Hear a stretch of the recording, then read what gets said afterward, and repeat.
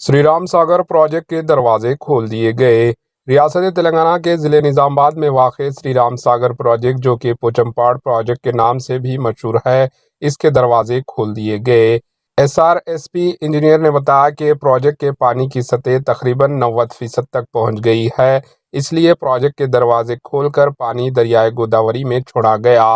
इन्होंने गोदावरी नदी के आसपास के इलाकों की आवाम से चुस्त रहने की अपील की। मछेरों से ख्वाहिश की गई है कि वो पूरे शिकार पर ना जाएं। इन्होंने कहा कि माहीगीरों, चरवाहों और किसानों को चाहिए कि वो मवेशियों और भेड़ियों को दरिया के आबगीर इलाकों में दाखिल होने से रोकें। पेश है इस खसूस की ये report. Bureau report, HN news.